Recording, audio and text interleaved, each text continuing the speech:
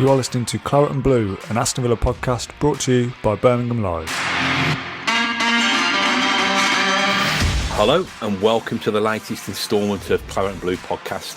We're pleased to announce we've got a very special guest joining us. It is Aston Villa hero turned BBC, but the main reason to pay your licence fee really turned BBC pundit. It's Mr. Garry Thompson. How are you, Tomo? Oh, not too bad, Matt. Yourself? Yeah, not bad. I actually do pay my licence fee for Strictly Come Dancing as well, so it's not just you. Oh, yeah, but, not just me then. Oh, all right, Tomo, we're going to we know you had a kind of a long and varied career as a footballer, coach, manager, pundit, various other career choices along the way. But this is an Aston Villa podcast, so you'll have to forgive us. We're going to talk purely Aston Villa if we can. Not a problem. We're going to airbrush out Coventry, West Brom, Bristol Rovers, all that. You mean all the good bits? There were some decent bits, I think, as we'll hit upon during the course of this. Some decent bits in Claret and Blue as well.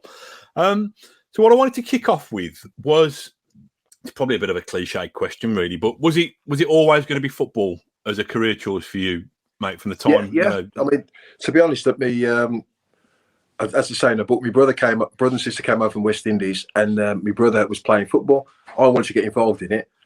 Being the youngest and the smallest, they wouldn't involve me in it, so I do what any self-respecting 7-year-old does, goes and cries to my mum, got me in the game, and then from then on, I just was fascinated by it. I loved it. I went to school, obviously, where they played at school, and I ended up, after my last year in junior school, playing against this kid who had sideburns. He was tall, blonde-haired, big as me, quicker than me, stronger than me, and the first time I'd caught me against anybody that could compete with me, and when I found I couldn't beat him at anything, I actually tried my default, which is violence, and he beat me up. That lad turned out to be Paul Dyson. I went to Bramwood School next, and he went to Bramwood School, and we became best mates. And through Paul, I got my chance at Coventry. So yeah, football was in the book. It's called Don't Believe a Word, but football should be called No Plan B, because there was no Plan B. I was playing football. That was it. So it's what you say there was no Plan B. Was school just, you just kind of daydream through lessons with a view to having a kick around in the playground, or?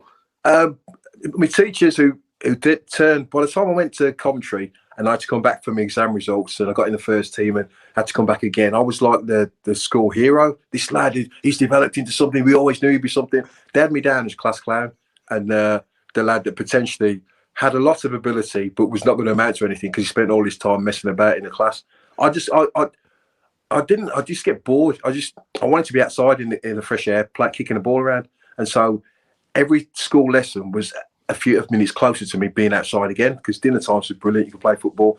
After school, you play football. That's all we ever did. That's all we wanted to do. And with teachers, you keep going on. You're not stupid. You can learn. You can do this. You can do that. But I had no attention span. I mean, I still, as the wife says now, I've still got very little attention span anyway, unless football's on. So that was me. That's what I wanted to be. And like I think about it now, I was so lucky to get into football, but there was no actual plan B. I was going to be a footballer. Even when I did, you have your you meet the teachers and that you're leaving and you talk to them and they say, "What do you want to be when you leave school?" Then and I said, "Well, I'm going to be a footballer." They'll be seriously. What do you want to be? I said, "Well, I think I'm going to be a footballer." By then, Coventry looked at me, but that was all I was thinking about all the time. That's all I thought I could be. So I never really looked at anything else. You got involved by kind of playing with bigger kids then, I presume, yeah. if you were nagging your mum that you play with your brother and stuff like that.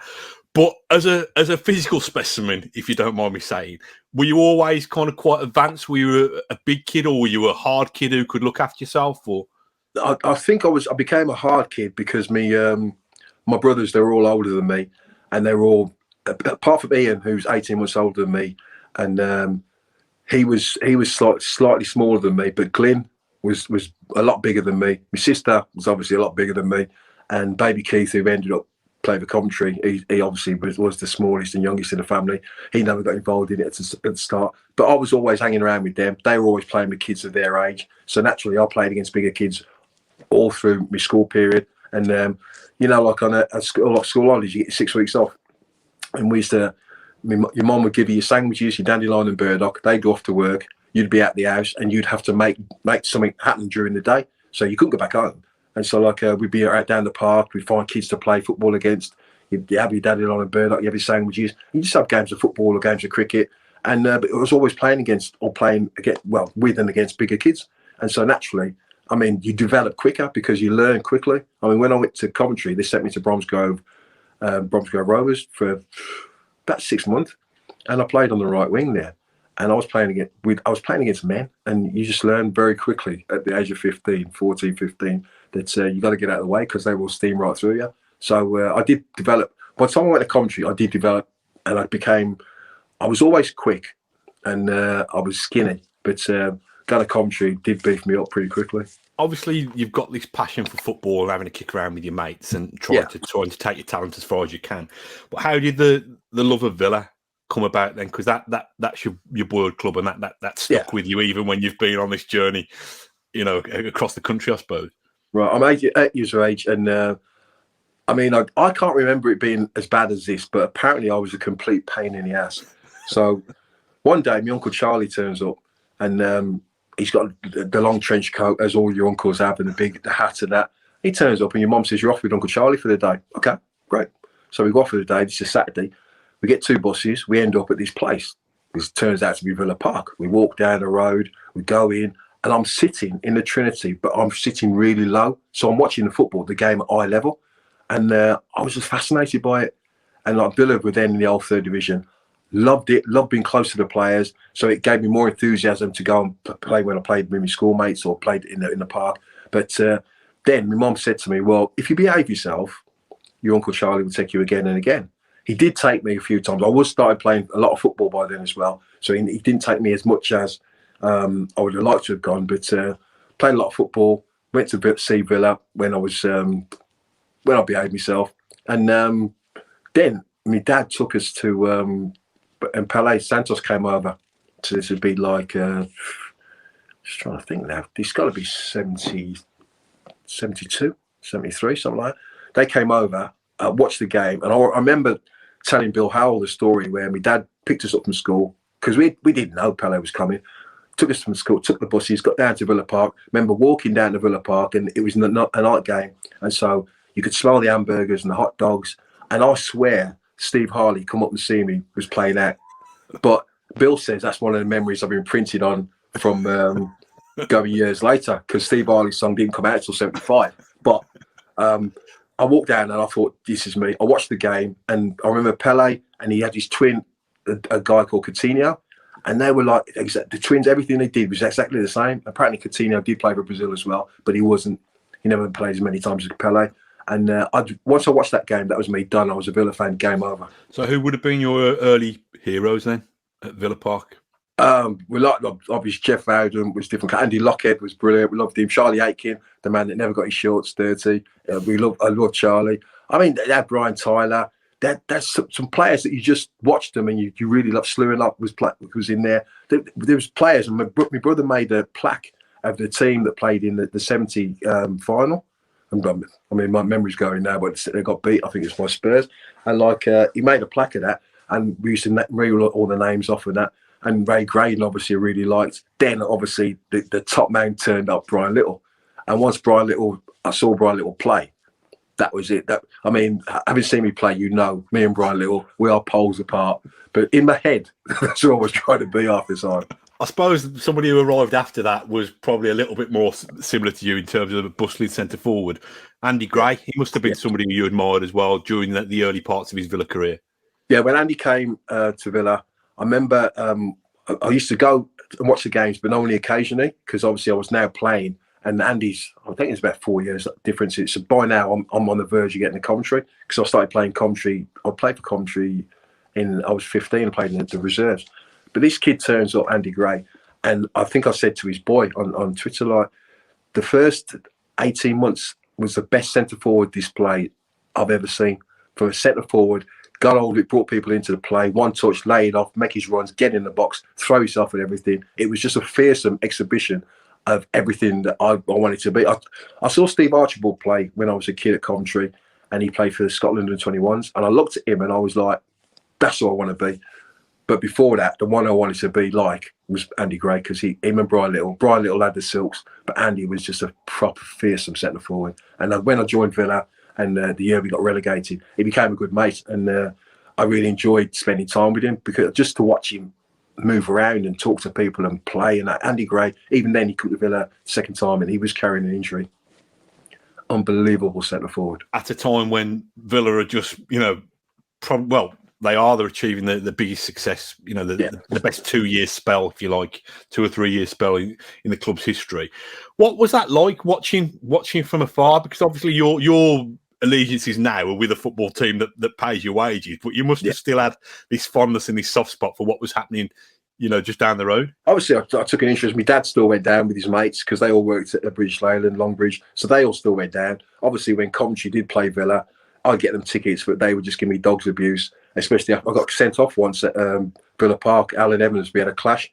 I swear, Evo jumped out the tackle, hurt his collarbone, and ended up. I think he missed the European game in the midweek. He blames me for that. I think he'll take that one to the grave. But I wanted to play for Villa. It was always my ambition to play for Villa. But if I'm playing for Coventry against Villa, there was a thing I didn't realise when I went to Coventry. Everybody hated Aston Villa. So when we went to play Aston Villa, let's do these. Can I swear? Do these Villa and I was like, harsh things about with these. They hated Aston Villa. But then, for example, I could see Gary Shaw and all them get off the coach and saunter in, and they had a swagger about them. And I'm looking at them, I'm like, yeah. And then I could see why everybody dislikes him intensely. The year they signed Peter With, I think they'd signed David Geddes before Peter With. And so there was rumours they'd come to Coventry and were interested in taking me. And I was going to be with his understudy. Now, I was playing regular then, but I would actually, if given a chance, I would have gone to Villa then, even though realistically, as a career move, it would have been poor because Peter With never got injured. Peter With was fit. Peter With scored goals. So I'd have been on the side going, he's not bad, that bloke. So it made sense for me to stay at Coventry, but apparently there was interest then. Never really happened. Then again, I was at the Albion and they came in for me. Apparently, well, they did come in for me. I met Graham Turner. The Bodymore Heath, had a good chat with him and he tried to sign me. Basically, though, the talk was just turn every other club down and they've got no option but to sell you to Aston Villa. And I was like, they hate you. There's no way they'll stand for that. But Graham seemed to think that was going to happen. I ended up at Sheffield Wednesday. So when the opportunity came, finally, to leave Sheffield Wednesday, and that was a good period. I mean, football-wise, a crap period, but a good period for me, making friends and being a good experience, learning to stand on my own 2 feet. But when Aston Villa came in, and I was on bundles at Sheffield Wednesday, and I just dropped a lot and went, yeah, okay, I'm gone. Doug Ellis apparently said it was the easiest deal he ever did. Bearing in mind, Doug could pull people's pants down, but he said it was easy. He just said, I'll give you $3 a week. Yeah, okay. And I just signed. Give me a Montego as well. So I just signed and walked in, and Gary Shaw went, you're 3 years too late, big man. And because Gaz had been injured, and I've known Gaz for years, I just thought he's not happy because he's been injured. But then once I started training and playing, I realised it was completely unlike anything I thought it was going to be. And I was trying to tell the old man, and he was just, get your head in the game. What's the matter with you?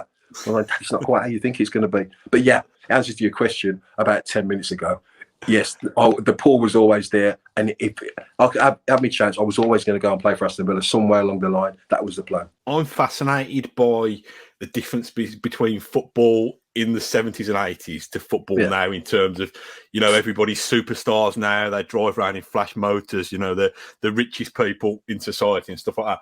And I was going to ask you, first of all, about wages. Now, I don't need you to give me specific details, but kind of what was life like then? What I remember Garry Thompson drives Montego coming across the old scoreboards back in the day. So I know you've all got bunged a Montego, but what was it like in terms of, did you have a modest house? When I went to Sheffield Wednesday, they gave me a very good contract, and it was for the time anyway. It worked out. Say it was about £1,000 a week, which is 85, wasn't bad money. But they gave me. It worked out to about another £100,000 with signing on fees and loyalties and this and that, and a car and this. There was all bits and bobs. So I wasn't doing too bad. I get to Aston Villa. Doug offers me £600 a week, which everybody was getting apparently at the time.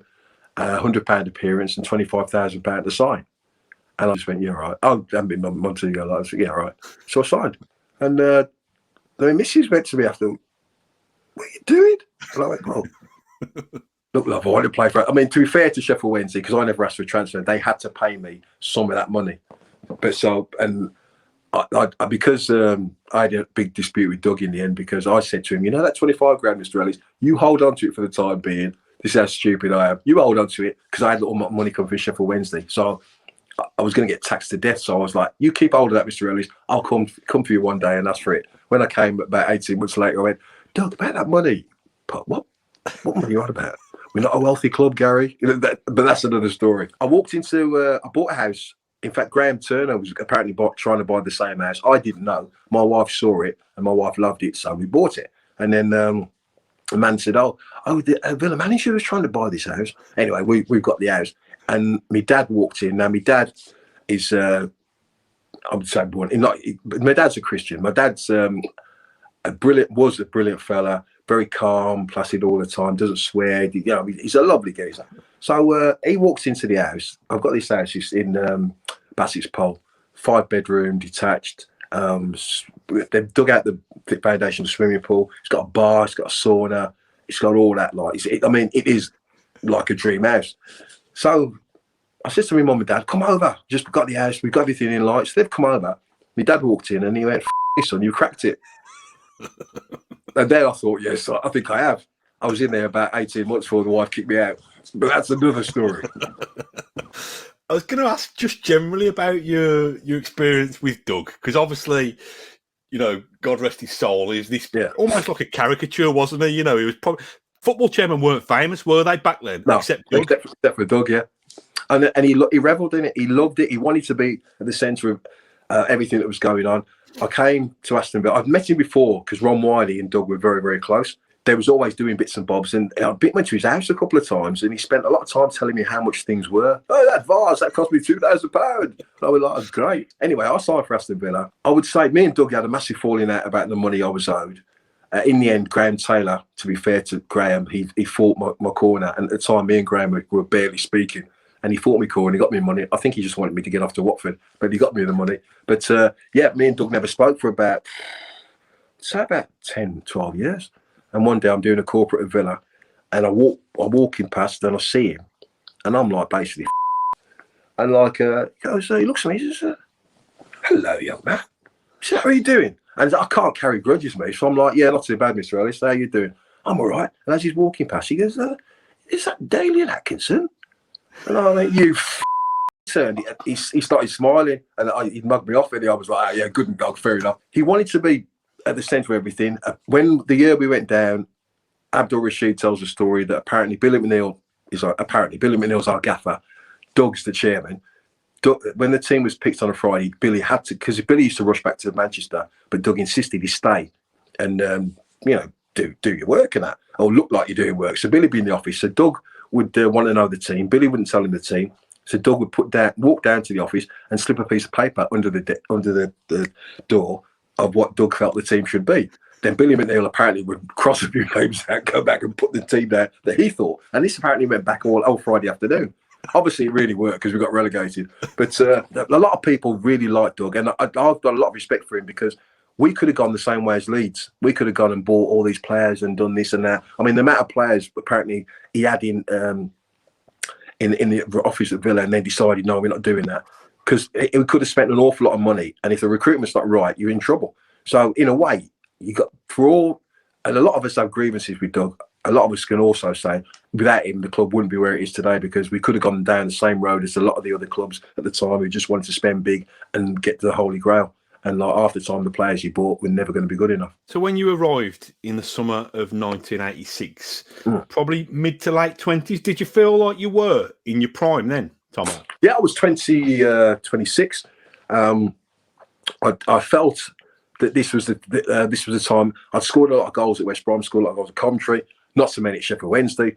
But I just felt I needed to be in a team that would create opportunities for me. I always worked hard, put myself around, and Aston Villa was always a team that played with wingers, got balls into the box. Happy days, I'm going to score goals. I go in there, and I felt it was the perfect move for me. When you look at it realistically, within, I would say, 2 to 3 weeks, they ended up with a team of young kids, basically, essentially a youth team, and because they were cutting corners financially, and they've ended up buying myself, Keown, and Neil Cooper. Keown was a kid; he was learning the ropes. Cooper was always injured, and I never scored enough goals. But I don't think if I'd have scored 25 goals, I don't think it would have stayed up. The club was Had a lot of players there who were ready to go, didn't want to be there. And it was just time for a complete revamp. And Graham Taylor, to be fair, was that man. Was it seriously just a matter of weeks before you got that vibe yourself that this was a bit of a hiding to nothing then? We did pre-season, and I was with Howard Wilkinson the season before. Howard Wilkinson is a very, very doer man, but he knows his football, and he breaks sessions down. So you know how players or teams nowadays, they break it all down in as much as you can end up, you work with your back four, and then you work with your midfield, and then you bring the midfield together with the back four, or you work with your strikers, and then you bring the midfield players and the wide players in, and you add to it all the time. Like Howard was doing it, and we'd be standing at Sheffield Wednesday going, "Oh, he's going to break it all down. Let's have a five-a-side." I'll go to Aston Villa, and none of this is going on. It's like, we'll have a five-a-side, bit of cross and shoot, and end off. But by then, everybody else is moving on. And so when Shorey said it to me, I'd done that, the vibe anyway. But I'm thinking, new club, like, you know, you want to show you're worthy of being at a new club. So you pass a lot of things by, because I'm at Aston Villa, finally, waited all these years, this is my chance, like. And there were things wrong. There's always things wrong at every club you go to. But I went to Aston Villa, and within 2 to 3 weeks, in fact, there was a pre-season game. The lads from Sheffield Wednesday, Mark Chamberlain, Gary Megson, Gary Shelton, Lee Chapman, they came down to watch me. We played Port Vale in a pre-season friendly. We played the game. I met them after. We're having a Paul Hart as well. We're having a drink. And Shelley went to me, "Big man, you lot could go down." And I went, "Oh, Shelley, what's the matter with you?" And he went, "No," he says, "You look shit." And I was like, "Seriously?" And then that stayed in my mind. So 2 or 3 days later, we played another pre-season game. I think we went to Italy. And because it was Italy and they're Italians and they're defensively strong and all that, you think, oh, well, it could work out and that. We played Spurs first game of the season. Richard Gough made his debut. Now, on a general basis, I play against Richard Gough. I slap him all over the gaff. Richard Gough, look, he comes out of it looking like Virgil van Dijk. But the whole Spurs side looked pretty good that day. And I'm thinking, this can't be right. Anyway, went on for a bit, and then I just realised we was bang in trouble. I don't know how to say this without putting words in your mouth, but was Graham Turner out of his depth? Was it a job too big for him, or was it just a kind of combination of him being a rookie manager and having to deal with a club that was facing up to the fact that they were no longer European champions? Yeah, I think basically Graham Turner's come in as a young manager. He's learning the ropes. But he's got Doug Ellis guiding his every move. So basically, Doug Ellis wants to become the manager. I think initially Graham fought against it. Now, I don't know all the ins and outs of it, but looking from when I walked in, I'm looking at a young manager who is now, I wouldn't say shot, but he's on the edge of his nerves now. Like he's very edgy. When I signed for Aston Villa, this is the first warning sign. And when I tell people, they go, "And that wasn't a red flag to you, Tom?" I turn up to a meeting. I get called to a meeting. Sheffield Wednesday have agreed the deal. Howard's rang me for Mexico, by the way. He's only watching Maradona do his thing. And he's gone, "Now then, Aston Villa made a bid for you. You can go, you can stay." Now, I keep saying, if you'd have said, "Well, big man, this year we've got the semi-final of the Cup, we've done this, we've come third in the league, I want you to stay, we can score more goals, blah, blah, blah," I might have thought about it. But the way he said it, I'm like, "I'm him off." I went and had my talks and that. But when I went to have the talks, we met at Doug's house. In that house, in that meeting, was Ron Wiley, the assistant manager, and Doug Ellis. So I sit there and they start talking, and Doug offers me the threatens a week, and I go, "Oh, yeah."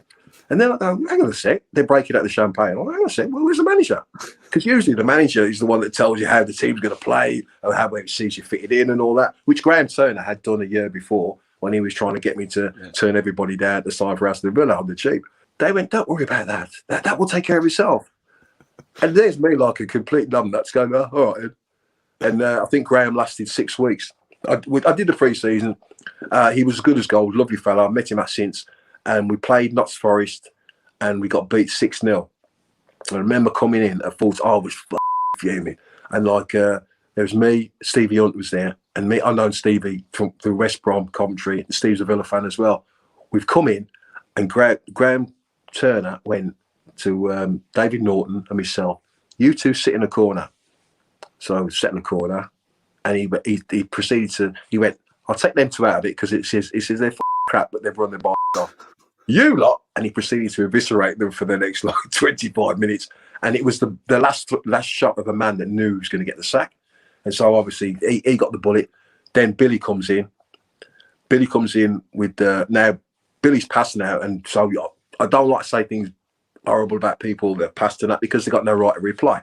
Billy McNeill came in as a great leader, a great captain, a good manager in Scotland, came to Aston Villa. Man City got relegated and Villa got relegated the same season, and he was manager of both clubs.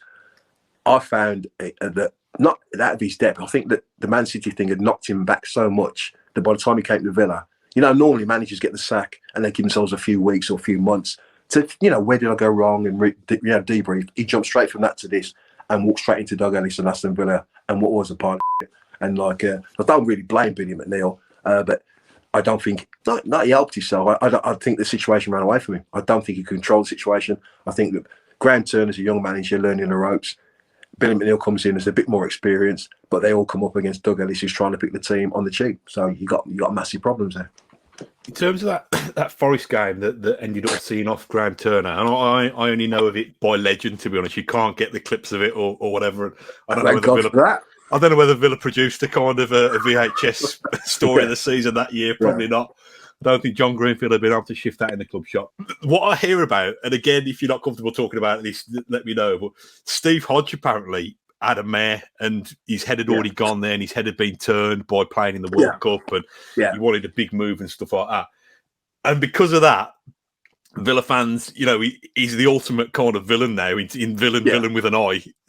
Was it that bad? Was it that noticeable to you guys, his teammates? It's noticeable to us. It's like the Harry Kane thing now. Steve Hodge goes away, plays in the World Cup, comes back, wants to leave, expects to leave. The deal doesn't happen. He's stuck at Aston Villa. Steve Hodge, for me, and I get on well with Hodgie, he's an attacking midfield player. Doesn't really want to get involved in midfield creativity and graft and all that. Breaks forward, joins in with a centre forward, scores goals. And that's all he kept doing. Because all he wanted to do then was try and score goals to keep his name to keep himself in the England squad, keep his name at the forefront to get the move that he always believed he was going to get. Apparently, at one stage, he was going Man United. Then it turns out, he left for Spurs in the end. But Hodgie became a lightning rod for everything that was going wrong, and the likes of myself, because I was a big signing and I was a local kid. But Hodgie took an awful lot of abuse, and I would imagine a few players hid behind him a little bit. And thought, thank God for that. It's not me. But Hodgie did take some serious abuse. That day at Forest, he was bad. But then most of us was bad most of the time, because it was Forest as well, and because it was Steve Hodge, because he was an England star and that. It became an obvious target. He's not trying hard enough. He wants to get away. He's chucking it in. Hodgie worked hard. I don't think his heart's in it. I think it's not anything. If you're doing something, your heart's not in it. It does show in your performance. And I don't think he wanted to be here. And I think he was as happy as Larry when he went to Spurs that time. Was it Christmas?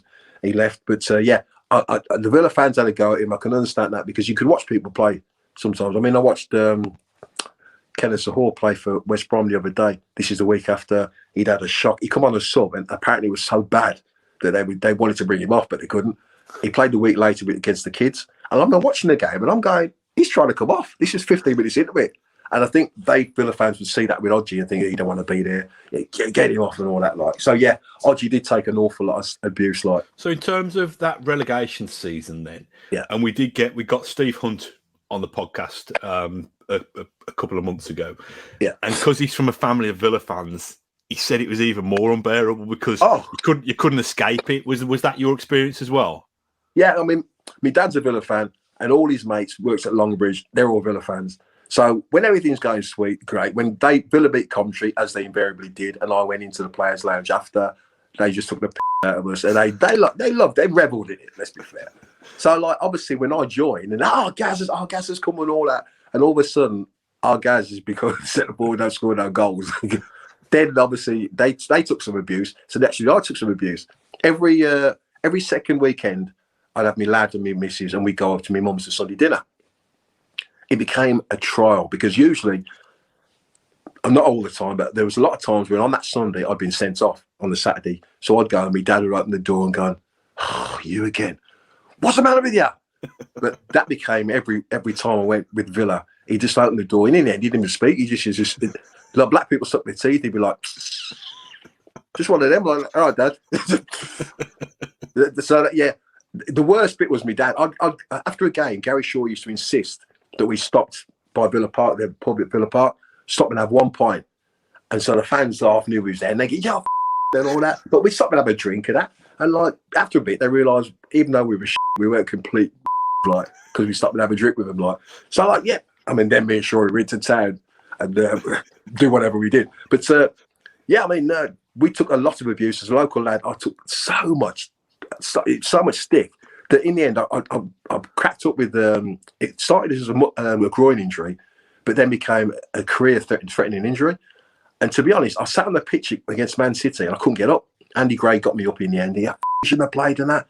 And I went off the pitch. And even though by then we were down anyway, but it was almost a relief just to get away from the constant. Everywhere I turned, I was getting abused. You know, like you see them cartoons where you turn and you get punched in the face, and then you duck down and you look around and someone else punches you in the face. You put your hands over your face, and as soon as you move your hands to look down, someone else punches you in the face. It was like that. It was great fun. Thank goodness for Graham Taylor then. In that sense, I mean, I know the answer to this question, but you might as well answer it for me. Was he exactly what Villa needed at that exact moment? Yeah, the perfect guy. I mean, Graham walks in.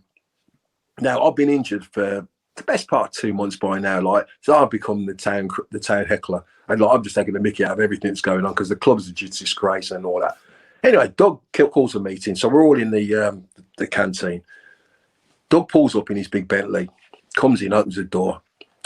Gentlemen, may I introduce you to the next manager of Aston Villa? Massive smile on his face. And we're all sitting there. You can imagine a bunch of big-time Charlies who have failed and still want to give it the big one. So people are sitting there lounging on seats and all that. Who's this geezer? Graham Taylor bursts through the door. Thank you, Mr. Ellis. You can close the door now on your way out. So Doug goes out the door and he says, right then. He says, your first things you lot will throw at me is, who's he? Where's he played? What's he ever done in his career? I'll tell you what, I played for Grimsby and Scunthorpe. I got a bad injury at 28. My career ended, blah, blah, blah. That's my career out of the way. Now let's talk about you. And all of a sudden, a few people prick up.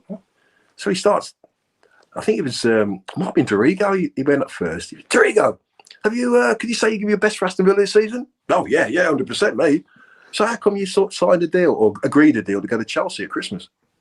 Oh, so me and Hunty started to prick up now. Hang on a second. Paul Elliott. As I go at Paul Elliott, and Paul Elliott's going off to it. Was it Bari or Italy he was going like?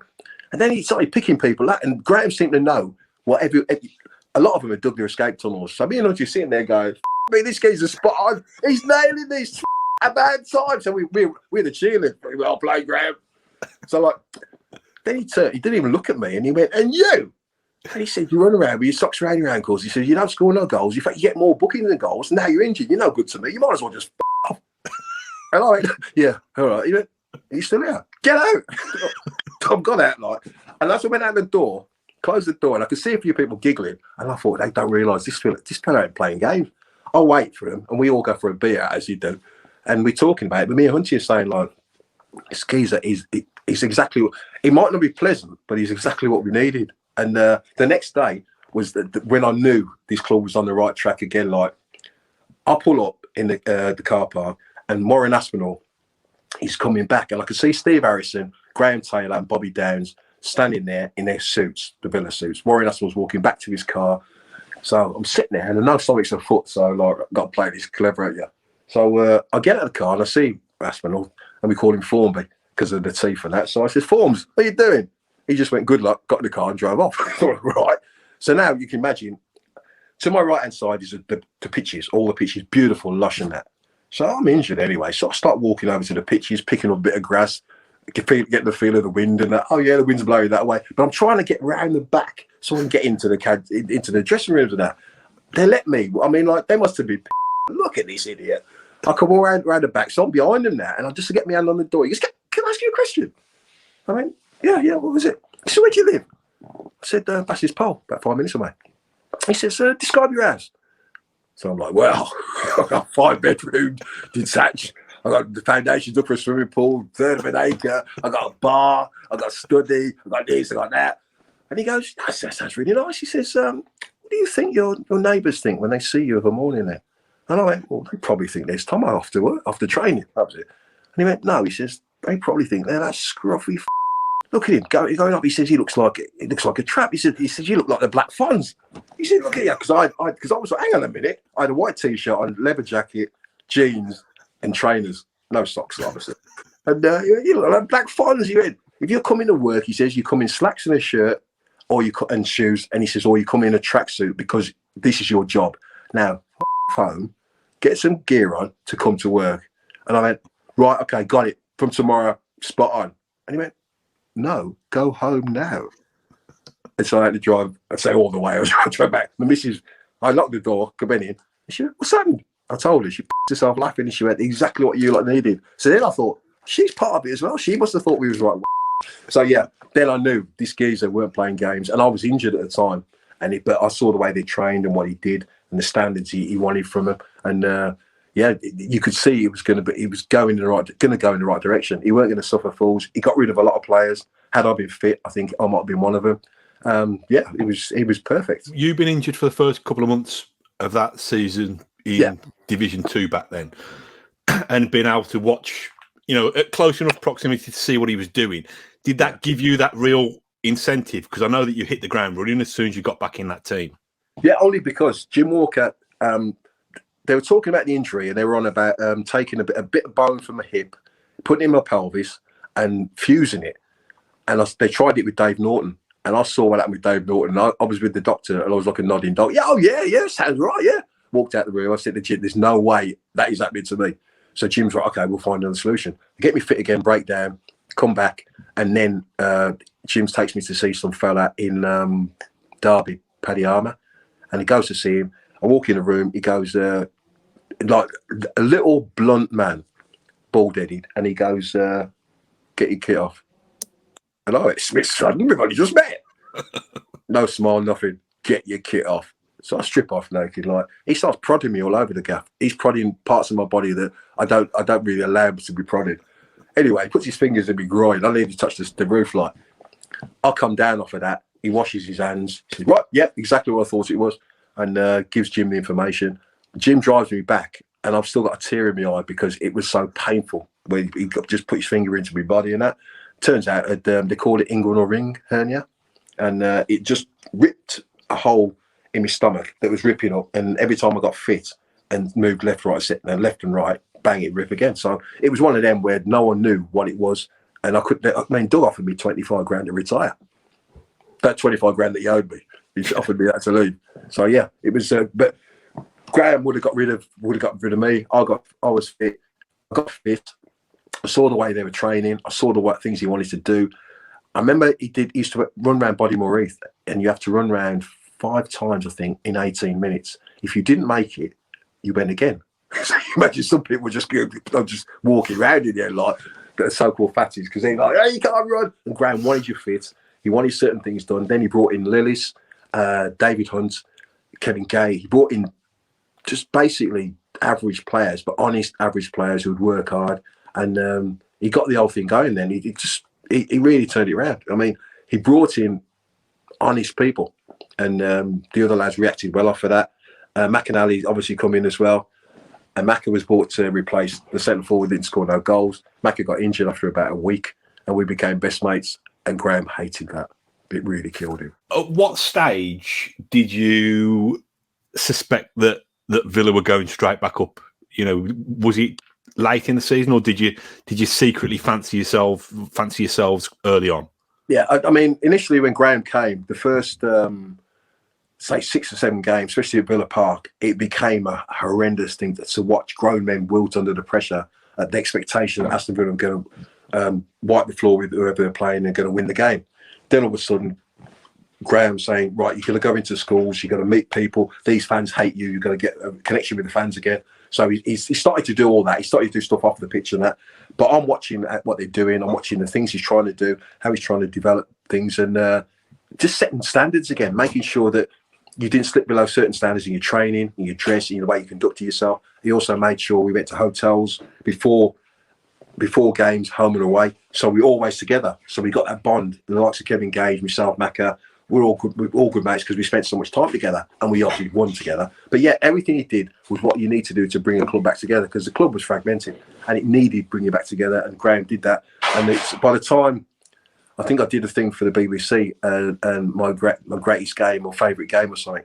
And I mentioned it was, we played Bradford, beat them 4-2. And Bradford, a few weeks before, it was my first game back. And I'd be obviously come back from the injury, and Graham said to me the day of the Bradford game, he says, what, lads, we always train in the morning. And I'm jogging around with the others, and he said, come here, come over. He says, what do you think? And I thought he meant, what do you think about being sub tonight? Because I've not played the game. And I went, that would be lovely. Obviously, we finish our warm-up with that, and he calls everybody together. Now, Graham, loves to talk. So Graham calls everybody together. He says, right, this is what's wrong with this football club. I've got my centre forward here. You know the one, he doesn't score any goals and runs around with socks around his ankles. Oh, you know that fella. I say to him, what would you like to think, a chance of playing for Aston Villa, the club you're supposed to support? You've got a chance to play for them tonight. What do you reckon? And you know what your words were? Oh, it'd be nice. And I went, well, it didn't come. And he went, oh, no, I'm talking. And he slapped me down. Anyway, I'm fuming, played the game. I played for 60 minutes. I do okay. We get beat 4-0 or 5-0. The next day, it was in a Simod Cup or some competition. Like the next day, I go in for what is a massage and a bath. I've had the demon on my shoulder, Gary Shaw, who said, you've been out for 11 months, big man. We've got to go for a beer. So we end up going for a beer. I get home about 3 a.m, go training, thinking I'm just going to be sitting in a bath. Graham goes, get your kit on, takes me out on the pit on over the road. So we go over the road by the church and Aston Hall, we go over there.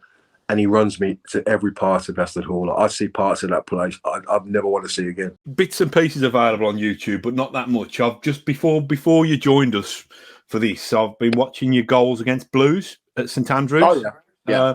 And rerunning those. Yeah. Was that the trademark for you? Really, those two big kind of towering headers. Is that what became your bread and butter throughout your career? That's what people perceived that I could do. But if you see me goals at West Brom, I score left foot, right foot. I mean, the one goal against Villa, when we beat Villa, I think the snow come, Villa 1-0 up again. And it's the last 12 minutes of the game. I score a goal where I've dribbled into the box. I know it sounds ridiculous, but I did a double step over and put it in the top corner on my left foot. And Spinksy never moved for it because he had no idea where it was going. Mind you, apparently nor did I. So, I mean, I scored, like I say, left foot, right foot. I did get headers. But, I was, people just assumed because I was fairly big and all that, I was decent in the air, that I scored a load of headers. But the Villa game, the Villa fans will talk about that game, but they were both good headers. The first one, I'm not happier with, but more impressed with that because the first one's, I think it's a Gagey whips the ball in, but it's going towards the middle of the goal. And Vince Overson tries to kick my head off. Now, Vince tries to go for the ball, he clears the ball probably, but I dive across him, get the header, score after 3 minutes. The other one, when it might be Birchie or Mark Lillis and Gagey rolls it back to him. Gagey, I mean, the ball comes down with snow on it. Gagey's become a legend for making this goal. But basically, he hoofed it in the air, and I'm somehow got on the end of it and scored. But yeah, I'm quite happy with them too. Just a brief mention. David Platt's arrived. Yeah, kind of halfway through that season. And I think Graham complained a little at the time about having to pay over the odds for him. I think there was a bidding war going on or whatever. Yeah. What was his influence like, Tomo, in that first season? Davey came in. He was pretty quiet, really. I mean, he's come to a new club. It's full of characters. You've got the likes of Andy Gray's there, the black Andy Gray, the powerhouse. There's McAnally, who's one of the loudest men. His volume control's broken. There's myself, who potentially could be the class the same. Lillis. We had a squad of players, of characters and that, but good characters and that. So he's come in, and Platty's he's quiet, easygoing, just getting to know everybody. But he plays up front with me the first few games, and then Graham puts him in midfield. But the interesting thing about Platty was Graham had a meeting before everything, and he's having a meeting one day, and we finished training. He's talking, and he goes, "And you to play?" He says, "I went and watched you about 10 times." And he goes, "And you're okay passing it. You can run about a bit. You're okay in the air. You got a shot in you." And we're all like, "What's he signing for then?" And apparently, he said, "My missus went sign him in the end. He'll be all right for us. He's what you want, honest, hard working." He goes, "So I signed you because my missus. You want to be grateful to my missus." So we're all like, "Oh." But to be honest, we took a mickey out of him then. Then we went, at the end of the season, we got promoted. We went to Magaluf for a week. Platty, when he first came, me and McAnally and everybody looks after him because you don't like the new kid to be on his own. So you make sure, he's occupied and do things with him and that. And I think he got the warning from Graham Taylor, stay away from Thompson and Shaw. Because after that, we came back. Platty, not letting him speak to us, but there's a bit of distance. But you could see from that, after that season, you could see Platty developing into a hell of a player. Great engine. We used to call him the poor man's Brian Robson, because when they signed Cascarino, I used to still go to Villan Park watch games. So one day I'm watching a game. I think Ormeroyd had been and gone, or he's still there. Cascarino's come, and he's getting hammered by the Villa fans. And so, he's crap, Tomo. And I'm like, I says, if you watch the game, kid, I says, Cascarino, even though he don't look fit and that, and apparently he had a massive poker thing going on till 4 a.m. most nights, he'd chase the ball into the channel, lay the ball back, say it's a ball from Sid, he'd get hold of it, lay it back, and then someone's winging it into the box. I says, who's on the end of it? Platty. I said, yeah, Platty will score about 25 goals, but Cascarino will get 3. And that's what happened. Platty got all his goals, got his move in the end, but Platty was a good footballer. Very intelligent, bright in what he wanted to do, knew his strengths, and exploited them massively. I mean, good player, and like, even though he distanced himself from myself and Shaw, and that, he's a good lad as well, Platty. Obviously, it goes down to the final game, and these are the draw at Swindon at the end of the season. I mean, I think you've said that you went to Magaluf for that summer, but what were the celebrations like? Where did you?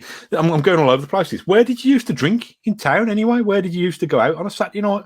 I think was it Edwards? There was a bar in Gas Street. We go in there, we'd end up in Bobby Brown's or Liberty's, or basically any place that served alcohol and had music and women. Me and Shaw would be in and around it. Like, yeah, we'd be all over. There was no set. We go to Cork and Bottle after a game. We'd always go there. We'd have a few drinks, go to Cork and Bottle, and then it was off. I was single by then, so like, yeah, we were in the town, we were partying, we were doing whatever, and like, Graham hated it because he liked to be in control of everything. He wanted to know where we were all the time, and it bothered him that we'd be out. See, by then I think he's already made his mind up. Sure, himself, I've got to go, and I think sure he does go not long after. But yeah, we drink all over the place. There was no set horn because we'd be in Mere Green, we'd be in Wild Green, we'd be in town, we'd pop up everywhere. That season, then you've it's mission accomplished. You've got promotion back at the first attempt. Yeah. What's the vibe like in the club? Do you get promotion bonuses, or does that happen to clubs with different chairmen? Yeah, different chairman. I mean, Doug came in after the game at Swindon, and to be fair, Graham would give us a glass of wine or Prosecco or something on the Friday as a congratulations for the season. And I thought, well, hang on a sec, we're jumping the gun here. We still got to go to Swindon and get a result. Anyway, as it turns out, we get the result. Doug comes in the dressing room after, and there's all pictures of us with champagne and messing about. Apparently I've got my shirt off and I'm packing some heat with the guns and all that, but that's a long time ago. And Doug comes in, he says, right, he said, because of what you've done, I'm going to take you to, and one of the lads said something, they said he was going to say Mauritius, and when one of the lads said something and there was a little laugh and that, gave me the old Magaluf you can go to, and we were like, oh, all right then. Took us to Magaluf for a week, but the atmosphere, we were good lads who mixed well with each other, which is what Graham wanted. We went to you call it community service. You go into the city, you do functions, you meet fans, you do all sorts, Q&A, you do everything. Just get to mingle with the fans again, get a connection going with the fans again. And so, like, the vibe was really good between us. I remember standing there at Swindon, watching Graham when everyone was dancing around, and I said to McAnally, look at him, the wanker. And he went, what? I said, he's already plotting. He was getting rid of him. You can see him looking at him. And obviously, I can't believe it. We just got promotion. But when you think about it, that's what a proper manager does, right? These lads have done ever so well for me, but I'm going to need to add, like, I'd say Sid Cowans, I'm going to need to add such and such because we need to be better. And like Graham was, I mean, I fell out with that fella massively, made up with him. He fought with the chairman to get the money that I was owed. And we never spoke for 10 years. Then I walk into a 2020 cricket match and we gravitate to each other and we start speaking. We have to thrash it out. Good as gold. Tell me a little bit about that then, because you're obviously on a high following promotion. Yeah. At that time, did you feel like Taylor had got you in his sights, or did you feel like your Villa career was going into overdrive? I would say overdrive, but then I am a man of incredible optimism. When I was top scorer in what is now the Premier League, and there was Bannister, who I knew was a kid at Coventry, and Chrissy Waddle, who I knew was a kid at Coventry, and West Brom played Newcastle, and it was like Boxing Day or whatever. But the word was, one of us was going to get called up for the full side, one of us was going to get called up for the England B or under 23s, and one of us could make our own arrangements. And so we know. So we were all chatting before the game, and I said, have you heard the news? And they said, yeah, we've all heard it. And I said, which one of you two is going to end up in the under 23s or the Bs? And obviously, as it turned out, Didn't quite work out. Waddle did what Waddle did, got in the full side, managed to play for the Bees, and I made my own arrangements. So yeah, I had massive love of my ability, and I just believed that I was what was classed as a top division player. And okay, I had a bad injury, but I just thought we're back where we belong, going to crack on again. Graham saw it a different way. Graham, when we spoke that day at 2020, and I asked him about it, and he said, your injury had made you a good, say Championship Premier League, a good Championship player. So you were no good to me in what is now going to be the Premier League. But he said, your ego was so big because he said, I was running the club and you thought you were running the club, so one of us had to go anyway. But he said that you wouldn't have accepted being on the bench and coming on and doing a bit here and there. But then I said, well, if you'd have sat me down and said to me, big man, this is the only way you're going to play for Villa by being an understudy to McInally or whatever, then I'd have had to accept it because I'd have been trying to prove him wrong. But I'd accept it because I didn't want to leave. I'd met my girlfriend and my wife. I was happier again. My family was here. I was playing for Aston Villa. We were back in the Premier League. So what we did was so wrong, we'd made right. All of a sudden, I want a chance to kick on again. So yeah, I mean, maybe he's right. Maybe my ego was so big that I wouldn't have accepted it. But at the time, as I say, if he'd have said to me at the time, I think I might have gone, okay, I'll prove you wrong, because that's all I've done all my life. But yeah, the atmosphere was good. The vibe was good with the lads.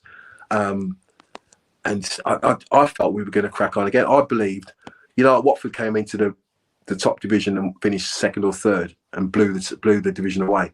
I felt we'd probably do something like that. Add a couple of players, but I thought we'd do that.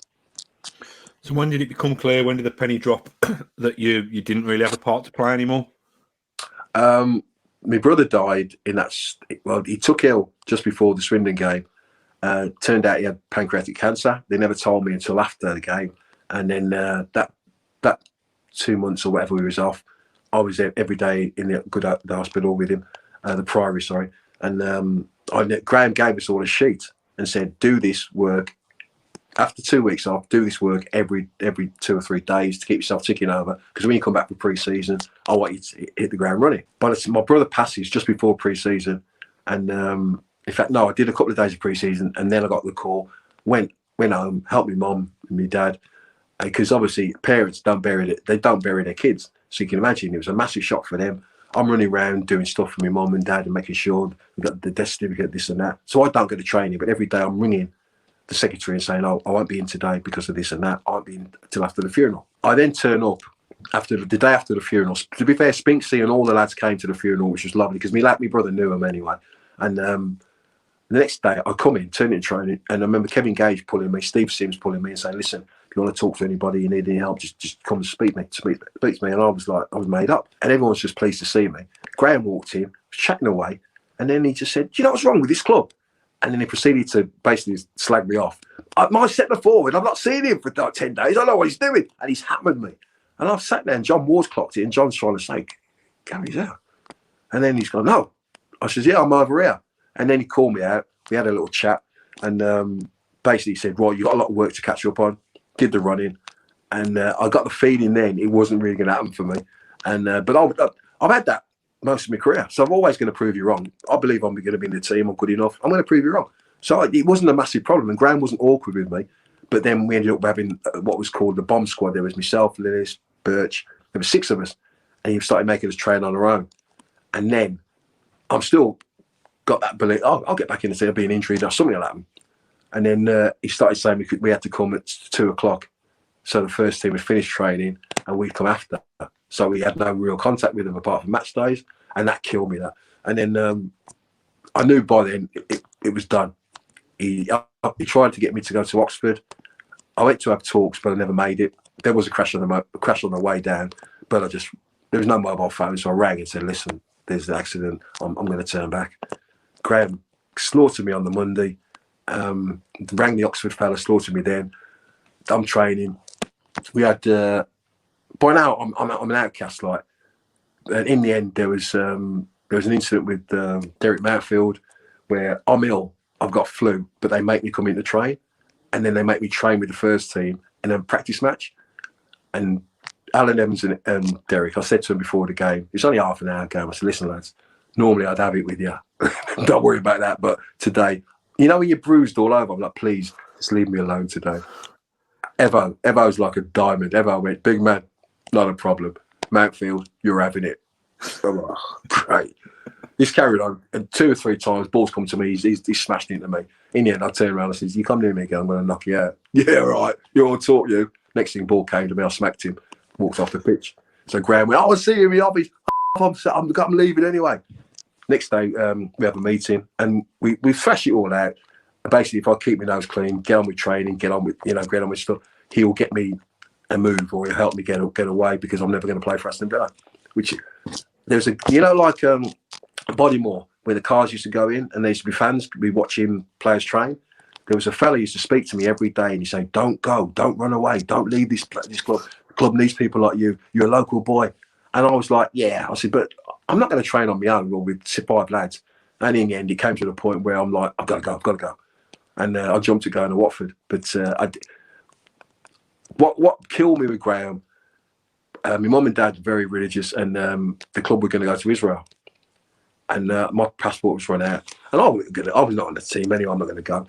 And he said, no, you're going. I said, well, I'm going to get a passport.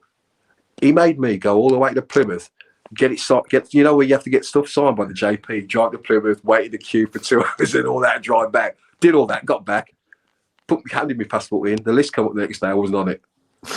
And I was like kicking it, you fat. I was shouting and hollering. And I think John Wall come out and went, big man, do something, just go home. No, he's up, and I'm having a right. Yeah, he's up, come out here, you. And like, you go home. In the end, they got me out of the place and went home and that. But then I knew it was done. It was over. And like, when I finally spoke to him 15 years later, and we have it out, I can see exactly what his problem was. I can see exactly why he had to do what he had to do. But at the time, it wasn't pleasant to take. I wasn't having it. I wasn't accepting it. But and he said, I thought I was running the club, and he was running the club. So one of us had to go, and it wasn't going to be him. Are you glad that you had a chance to have those clear the air talks with him, though, at the cricket many years later? Yeah, my mate Martin Smith invited me to the 2020, and I went with my nephew Robbie. And so we walk in, and as I walk in, everyone's there, right, already, because Robbie's always late. So as we walk in the door, he went, "Oh, I'm going to see a big man." He says, "You got your mates over there?" I went, "Who's that then?" He went, "Graham Taylor." I went, "See you later." I went to go, "No, don't be the child. What's the matter with you?